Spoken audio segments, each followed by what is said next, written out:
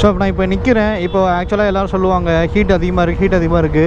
So ஏன்னா அவ்வளோ பெருசாக ஒரு இம்பேக்ட் இல்லை. ஆனால் அட்வென்ச்சர் சஸ்பென்ஷன் அளவுக்கு இந்த வண்டி அது ஹெட்லைட்டோட விசிபிலிட்டி இப்போ வர எல்லா வண்டியிலையுமே கொஞ்சம் லோவாக தான் இருக்குது. அதனால தான் நம்ம வந்து என்ன பண்ணுறோம், ஃபாகில் வந்து அப்பப்போ கரெக்டாக காட்டாது. அது ஒரு மாதிரி தான் அது எஸ்டியோட எல்லா வண்டியிலையும் இருக்குது. அதை கொஞ்சம் வந்து அப்டேட் பண்ணி கொஞ்சம் சரி பண்ணாங்கன்னா நல்லாயிருக்கும்.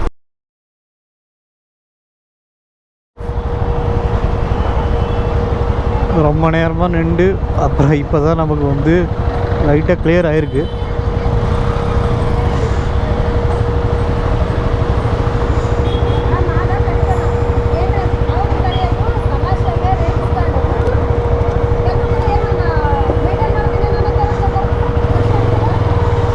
பெங்களூர் டிராஃபிக் அப்படி தான் நண்பா, நம்ம ஒன்றும் பண்ண முடியாது. Everyday day by day traffic பொறுத்தவரை டிராஃபிக் இன்க்ரீஸ் ஆகிக்கிட்டே தான் இருக்குது. ஸோ நீங்கள் அப்போ நான் டோன் நிற்கும் போது நீங்கள் ஒரு விஷயம் நோட் பண்ணிங்களா என்னென்னு சொல்லி எனக்கு தெரில. நான் ஆக்சிலேட்டர் கொடுக்கவே இல்லை, ஒன் ஹேண்ட் கிளச்சில் தான் இருந்துச்சு. லைட்டான கிளச்சை வந்து மூவ் பண்ணேன், அதுக்கேற்ற மாதிரி வண்டி மூவ் ஆச்சு. பட் இதே இது நான் அட்வென்ச்சரில் ட்ரை பண்ணியிருந்தேன் அப்படின்னா கண்டிப்பாக கொஞ்சம் வந்து லைட்டாக ஸ்ட்ரகிள் பண்ணியிருக்கோம். இந்தளவுக்கு வந்து ஃப்ரீயாக மூவ் ஆகுது, அதுவும் மூவ் ஆகிருக்கும், நான் இல்லைன்னு சொல்லலை. பட் சின்னதாக ஒரு ஸ்ட்ரகிள் இருந்திருக்கும். இதில் நமக்கு அப்படியே நார்மலாக இதாகுது. அதுபோல் நான் மெயினான சொல்கிற விஷயம் அதுதான். இப்போ அட்வென்ச்சரில் இந்த மாதிரி சிட்டிக்குள்ளே நம்ம வந்து ஈஸியாக நம்ம இப்படி வந்து மேனுவர் பண்ணுறதுக்குலாம் அது வண்டி செட் ஆகாது. அது வண்டி கொஞ்சம் பெரிய வண்டி, நம்ம எல்லாத்துக்கும் கொஞ்சம் பார்த்து நம்ம வந்து இருக்கணும். இது வந்து நமக்கு வண்டி கொஞ்சம் லைட்டாக கொஞ்சம் சின்னதாக இருக்குது, ஸ்லீக்காக இருக்குது, வெயிட்டு கம்மியாக இருக்குது. சிட்டிக்குள்ளே மேனுவர் பண்ணுறதுக்கு செம்ம ஈஸியாக இருக்குது, எந்த ஒரு ஹார்ட்னஸும் வந்து ஃபீல் ஆகாது நமக்கு. ஸோ நான் மெயின் ரீசன் அட்வென்ச்சரை விட்டு நான் இந்த வண்டிக்கு வந்ததுக்கு அதான் ஒரே ஒரு ரீசன். ஆனால் நான் வண்டி வாங்கினதுக்கப்புறம் இப்போ புதுசாக அட்வென்ச்சரில் வந்து எல்லோ ஃபால்கான் விட்டு அதில் வித்து டியூப்லெஸ் டயரோடு விட்டுருக்கானுங்க பார்த்தீங்களா. எனக்கும் எஸ்டிக்கும் ஏதோ ஒரு முன்ஜென்ம பகை ஏதோ இருக்குதுன்னு நினைக்கிறேங்க. ஏன்னா நான் இப்படி தான் ஒவ்வொரு பைக்கு வாங்கும் போது அடுத்த வித்தின் ஒரு 1 to 3 monthsல அவனுங்க அடுத்து ஏதாவது ஒரு அப்டேட் பண்ணிக்கிட்டே இருப்பானுங்க. அது ஒவ்வொரு வட்டமும் நான் வண்டி வாங்கும்போது நடக்குது. ஓகே, அது ஓகே, அதை பற்றி சொல்கிறதுக்கு எதுவும் இல்லை. ஸோ அதான் மெயின் ரீசன் வந்து அதான். ஏன்னா நான் ஆல்ரெடி வந்து என்னோடய வீடியோஸ் வந்து ஃபஸ்ட் வீடியோ நான் வந்து போட்டிருப்பேன், ஒரு வாக் அரவுண்ட் வீடியோ மாதிரி. அது யாராவது பார்க்கலைன்னா அந்த வீடியோவும் செக் பண்ணி பாருங்கள். ஸோ என்னோடய மெயின் ரீசன் வந்து இது தான். ஏன்னா என்னோடய சிட்டி வந்து என்ன தான் நம்ம அட்வென்ச்சர் பைக் வந்து நம்ம ஃபுல்லாக வந்து ஒன்லி அட்வென்ச்சர் மட்டும் நம்ம வந்து பண்ண போகிறோமான்னு கேட்டால் அது கிடையாது. அதை நம்ம சிட்டிலையும் யூஸ் பண்ணி தான் ஆகணும். நம்ம டூர் போகும்போது அந்த டைமில் வந்து அது டூராகவும் அதை நம்ம யூஸ் பண்ணி தான் ஆகணும். ஸோ அது நமக்கு கொஞ்சம் கஷ்டம்.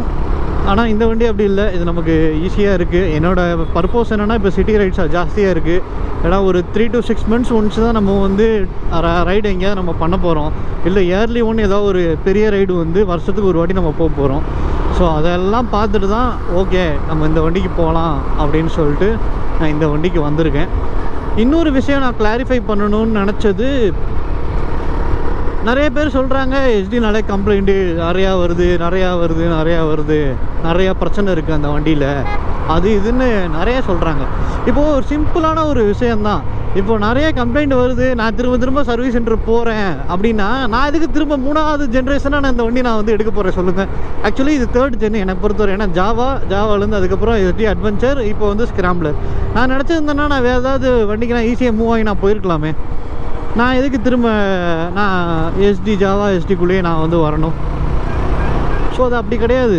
நம்ம எப்படி வண்டியை நம்ம பார்த்துக்குறோம், நம்ம எப்படி வண்டியை மெயின்டைன் பண்ணுறோம், அதில் தான் வந்து எல்லா விஷயமே இருக்குது. நான் நிறைய பேர் நான் பார்த்துருக்கேன், ஜாவா எஸ்டி வச்சுருக்கவங்களும் சரி, இல்லை மற்ற பைக்ஸ் யூஸ் பண்ணுறவங்களும் சரி, அவங்களாம் மேஜராக பண்ணுற ஒரு பிரச்சனைனா அவங்க எல்லாம் வண்டியை கரெக்டாக ப்ராப்பராக மெயின்டைன் பண்ணுறதில்ல. செயின் ஸ்ப்ராக்கெட்லாம் வந்து லூஸ் ஆகி டக்குன்னு அடித்து அது வந்து அப்படியே கதற வரையும் அதே இதில் வந்து ஓட்டுவாங்க. ப்ளீஸ் தயவு செஞ்சு அப்படிலாம் பண்ணாதீங்க. அது அவ்வளோ ஃபுல்லாக மழை அது இதுன்னு எல்லாத்துலேயும் ஓட்டி அதை நல்லா ரஸ்ட் ஆக்கி அவ்வளோ இதில் அதை வந்து ஓட்டுவாங்க. ஸோ அந்த மாதிரிலாம் பண்ணாதீங்க. ப்ராப்பராக ஒரு 500 to 600 kilometer once chain clean பண்ணி செயின் லூப் பண்ணி ப்ராப்பராக மெயின்டைன் பண்ணுங்கள் வண்டியை. டக்குன்னு இந்த அடிச்செல்லாம் ஓட்டுவாங்க வண்டியை, ரொம்ப ஹார்ஷாலாம் ஓட்டுவாங்க. அந்த மாதிரி ஓட்டாதீங்க. ஓகே, எனக்கு வந்து இந்த மாதிரி ஒரு வண்டி கையில் இருக்கும்போது அது வந்து ஒரு ஃபன் ஃபில்டு ரைடாக நீங்கள் வந்து அதில் ஜாலியாக என்ஜாய் பண்ணணும் தான், அதை நான் இல்லைன்னு சொல்லலை. என்ஜாய் பண்ணிக்கோங்க. அதே விதத்தில் அது வந்து உங்கள் வண்டிக்கும் அஃபெக்ட் ஆகாத அளவுக்கு நீங்கள் வந்து என்ஜாய் பண்ணிக்கோங்க. நம்ம மேலே போனால் டிராஃபிக்கில் மாட்டிப்போம். கீழே போயிட்டு நம்ம சுற்றிட்டு அதுக்கப்புறம் திரும்ப நம்ம ஒசூர் அதை கண்டினியூ பண்ணலாம்.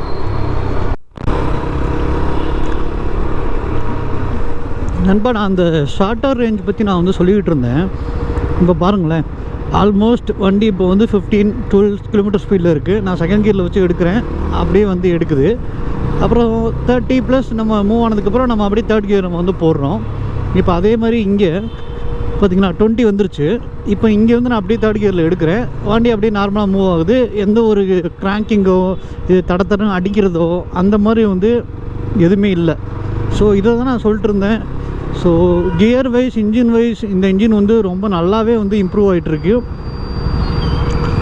ஸோ இதனால் நமக்கு ஒரு பெரிய ப்ளஸ் பாயிண்ட் என்னென்னா, ஷார்ட் ரேஞ்சில் நம்ம வந்து அடிக்கடி கியர் ஷிஃப்ட் பண்ணி மாற்றி அந்த ப்ராப்ளம் வந்து இனிமேல் வந்து மோஸ்ட்லி இருக்காது. அதே மாதிரி இப்போ இந்த இன்ஜின் வந்து பார்த்திங்கன்னா, இப்போ ஜாவா எஸ்டி இன்ஜினே வந்து எல்லோரும் சொல்லுவாங்க அடிக்கடி கியரை மாற்றிக்கிட்டே இருக்கணும் அப்படின்னு சொல்லிட்டு. இது ஒன்றும் அவ்வளோ பெரிய டாஸ்க் வந்து கிடையாது. முன்னாடி இருந்த வண்டியில் கொஞ்சம் ஒரு டிஃபிகல்ட்டிஸ் இருந்துச்சு, பட் இந்த வண்டியில் இது ஓகே. இதே மாதிரி இந்த இன்ஜினை மட்டும் நீங்கள் வந்து எப்படி ஹேண்டில் பண்ணணும் அப்படின்றத நீங்கள் கரெக்டாக வந்து அனலைஸ் பண்ணி நீங்கள் வச்சுக்கிட்டிங்கன்னு வச்சுக்கோங்களேன், இந்த வண்டி மாதிரி இந்த செக்மெண்ட்டில் வேறு வண்டியே உங்களுக்கு கிடையாதுங்க. அந்தளவுக்கு பெர்ஃபார்மன்ஸ் வந்து சூப்பராக இருக்கும். அந்தளவுக்கு நீங்கள் வண்டியை வந்து நல்லா என்ஜாயும் பண்ணலாம். ஸோ இந்த கியர் ரேஷியோ மட்டும் இதை எப்படி ஷிஃப்ட் பண்ணணும், எந்த இதில் நீங்கள் வந்து எப்போ என்ன பண்ணணும் அப்படின்றத மட்டும் கரெக்டாக நீங்கள் வந்து உங்கள் மைண்டுக்கு ஏறிடுச்சுன்னு வச்சுக்கோங்களேன், செம்ம வண்டி. ஸோ அதே மாதிரி முன்னாடிலாம் பார்த்தீங்கன்னா, இப்போ செகண்ட் கியர்லேருந்து இப்போ நிறைய பேர் சொல்லுவாங்க. இப்போ நானே ஒரு சின்ன எக்ஸாம்பிள் காட்டுறேன். வண்டி இப்போ நான் ஸ்லோ பண்ணிட்டேன், வண்டி இப்போ செகண்ட் கியரில் இருக்குது. இதை வந்து நான் இப்போது நம்ம ஒரு சின்ன சந்துக்குள்ளே இல்லை சிட்டிக்குள்ளேயே ஓட்டுறோன்னு வச்சுக்கோங்களேன், நிறைய பேர் சொல்லுவாங்க இப்போ செகண்ட் கியர்லேயே இப்படியே இருக்குது, அது வண்டி வந்து இப்படியே ஓட்ட முடியல, இதே நம்ம ராயல் என்ஃபீல்டெலாம் இல்லை மற்ற வண்டியாக இருந்தால் அப்படியே ஓட்டலாம் அப்படின்னு. இந்த வண்டியும் ஓட்டலாம். என்னென்னா இப்போ செகண்ட் கியரில் போட்டிருக்கேன், 30 கிலோமீட்டர் ஸ்பீடில் இருக்குது, அப்படியே தேர்ட் கியர் ஷிஃப்ட் பண்ணுறேன். இந்த ரேஷியோ பார்த்திங்களா, வண்டி வந்து நமக்கு இன்ஜின் வந்து கொஞ்சம் கூட நமக்கு வந்து ஸ்ட்ரகிள் ஆகலை, கியர் ரேஷியோ வந்து டக்குன்னு எதுவும் அடிக்கலை, அப்படியே ப்ராப்பராக கண்ட்ரோலாக மூவ் ஆகுது. நீங்கள் என்ன பண்ணணும், அந்த ஸ்பீட் ரேஞ்சை மட்டும் நீங்கள் வந்து ஆக்சிலேஷனில் கரெக்டாக நீங்கள் வந்து மெயின்டைன் பண்ணிக்கணும். இப்படி மெயின்டைன் பண்ணிட்டீங்கன்னா அந்த வண்டியோட அந்த ஒரு லேகிங் எஃபெக்ட் நீங்கள் வந்து ஃபீல் பண்ண மாட்டீங்க.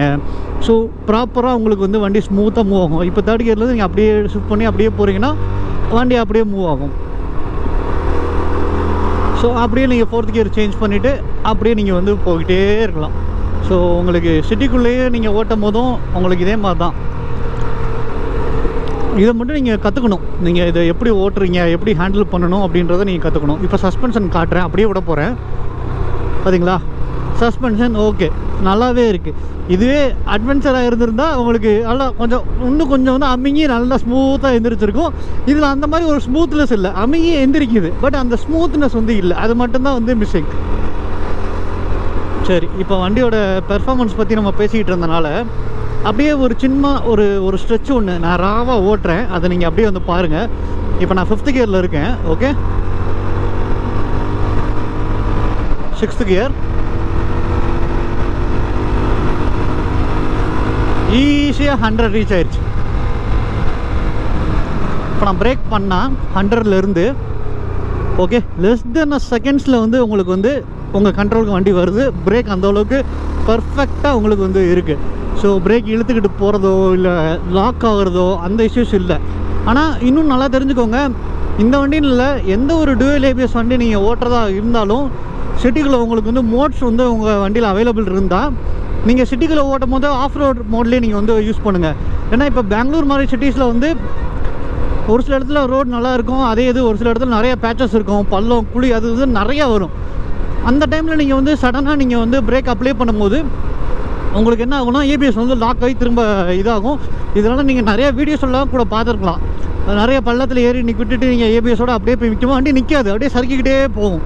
அதனால் நீங்கள் சிட்டிக்குள்ளே ஓட்டும் போது ஆஃப் ரோட்டில் வச்சு நீங்கள் ஓட்டினீங்கன்னா உங்களுக்கு வந்து ஹேண்டில் பண்ணுறதுக்கு ரொம்ப ஈஸியாக இருக்கும். அதே மாதிரி கண்ட்ரோலும் வரும். ஏன்னா ஃப்ரண்ட் ஏபிஎஸ் உங்களுக்கு ஒர்க் ஆகும், ரியரில் ஏபிஎஸ் கட் ஆயிரும். ஸோ நீங்கள் 2 பிரேக்கையும் சேர்த்து பிடிக்கும் போது உங்களுக்கு வண்டி கரெக்டாக வந்து கண்ட்ரோலாக வந்து நிற்கும். இப்போ திரும்ப நான் அப்படியே இந்த ஆஃப் ரோடில் அப்படியே விட்றேன். இதை ஒரு ஆஃப் ரோடாக கன்சிடர் பண்ணிக்கோங்க. நான் என்ச்சு நின்றுருக்கேன். ஓகே, அந்தளவுக்கு வந்து பெரிய இம்பேக்ட்லாம் வந்து ரொம்ப பெருசாலாம் எதுவுமே இல்லை.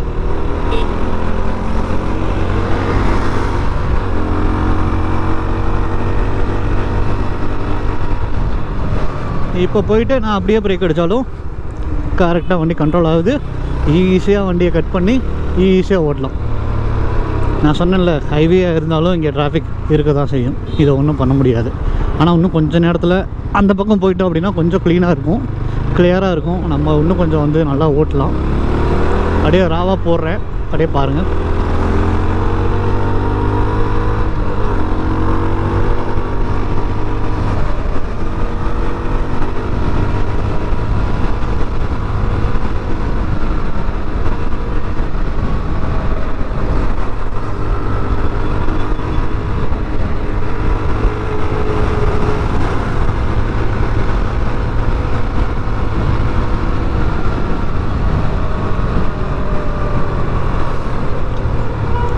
Easy easy easy.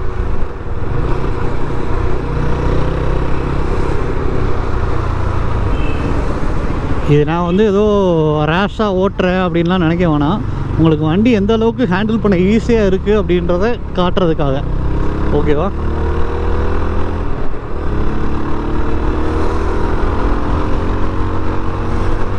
பார்த்தீங்களா, ஈஸிங்க, ஈஸி, ரொம்ப ஈஸி.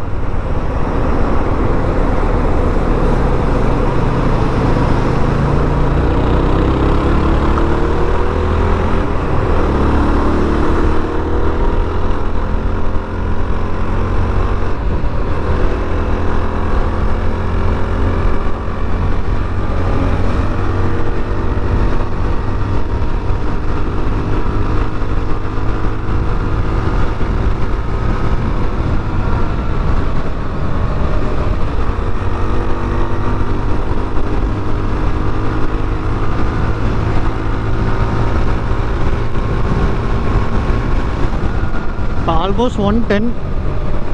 ஸோ 100, 110, 120லாம் இந்த வண்டியில் வந்து உங்களுக்கு ஒரு பெரிய விஷயமே இல்லை.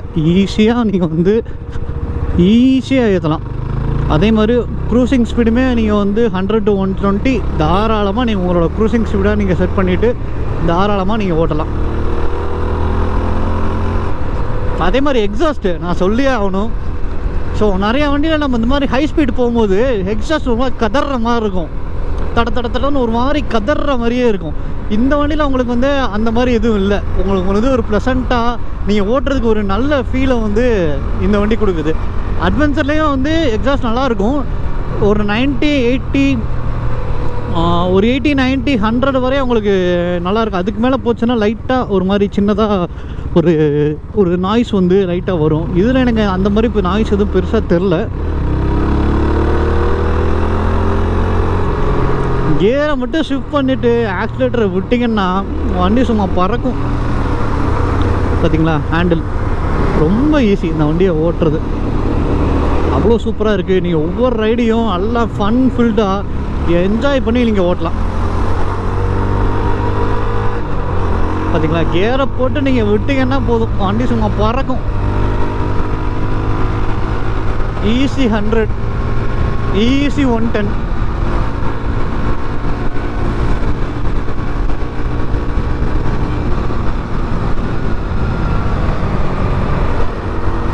ஓகே,